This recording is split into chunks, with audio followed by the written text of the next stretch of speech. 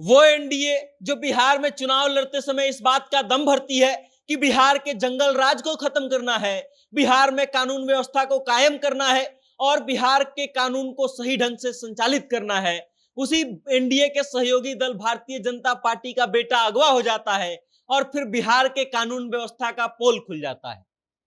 जब आप सुनेंगे कि बिहार में कानून व्यवस्था कैसी चल रही है, तो आप भी अपना माथा पीट लेंगे और आप फिर समझ लीजिए कि कैसे रोज दिन खबरें आ रही हैं कि कहीं पे किसी व्यक्ति की हत्या हो जाती है, कहीं किसी व्यक्ति के साथ लूटपाट हो जाता है और फिर सरकार इस पर चुप्पी साधे खड़ी रहती है। विपक्ष हर बार इस बात का आरोप लगाता है कि बिहार में जो सरकार ये बात का दावा करके चुनाव लड़के जीत करके आई कि हम बिहार के जंगल राज को खत्म करेंगे, उसी सरकार के राज में मंगल राज चल रहा है। ये बात तेजस्वी यादव हर बार कहते हैं और अब जो खबर आ रही है वो इस बात को पुख्ता करती है कि बिहार के बीजेपी के नेता के बेटा को जब किडनैप किया जा सकता है तो फिर आम इंसान कैसे ही सुरक्षित रहेगा। पटना के भारतीय जनता पार्टी के नेता जिनका नाम राजेश कुमार सिंह है, जो दानापुर के शाहपुर थाना इलाके के डिफेंस कॉलोनी में रहते हैं,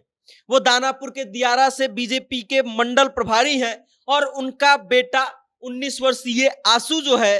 पटना से अगवा हो जाता है। आप सुन लीजिए कि 21 जून को आंसू जो है बी फार्मा का एग्जाम देने के लिए अपने घर से निकला, उसको सारण पहुंचना था, लेकिन सारण पहुंचने से पहले ही आंसू अगवा हो जाता है। शनिवार की देर रात आंसू के मम्मी पे फोन आता है, आंसू फोन किया रहता है और आंसू ये फोन छुप कर रहा था। शनिवार को रात को जब उसने अपनी माताजी को कॉल किया तो उसने कहा कि मां मुझे बचा लो वरना ये लोग मार देंगे, मुझे बाथरूम में बंद करके रखा है, मैं किसी तरह से आपको कॉल कर रहा हूं। और उसके बाद आंसू कहता है कि ऑनलाइन गेमिंग से जुड़े दो लोग हैं, मयंक और शिवम, इन लोगों ने मुझे बंधक बनाया है, मुझे बहुत मार रहे हैं और ये बात डैडी को मत बताना क्योंकि ये लोग कह रहे हैं कि अगर किसी को पता चला तो तुमको भी मार देंगे और तुम्हारे घर वालों को भी मार देंगे।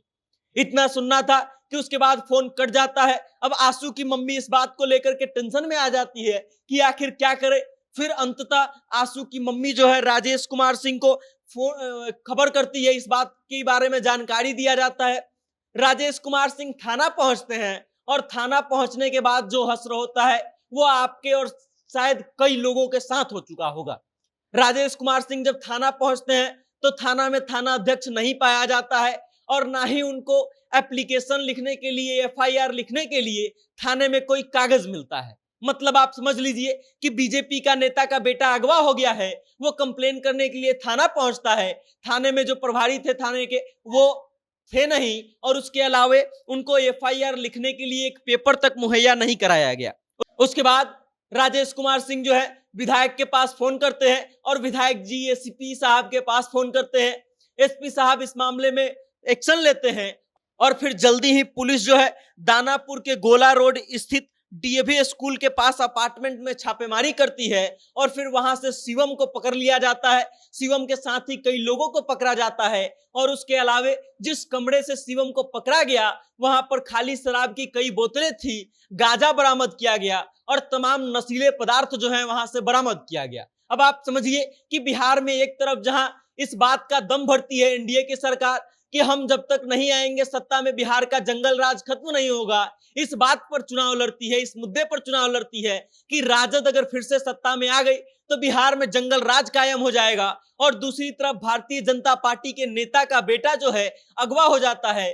किसी को इस बात की भनक तक नहीं लगती है। अब आप समझ लीजिए कि जब बीजेपी के नेता के बेटा अगवा हो सकते हैं तो फिर आपकी और हमारी क्या विसात है। बाकी इस खबर को लेकर के आप क्या सोचते हैं, आपकी क्या राय है, कमेंट के माध्यम से अपना विचार हम तक जरूर भेजिएगा और इस बात पर जरूर बताइएगा कि आखिर बिहार का जो कानून व्यवस्था है वो कितना सही ढंग से काम कर रहा है। बाकी इस खबर को लेकर के आपकी जो भी विचार हो कमेंट के माध्यम से अपनी राय हम तक जरूर भेजिएगा और देखते रहिएगा जनता जंक्शन। बहुत बहुत धन्यवाद।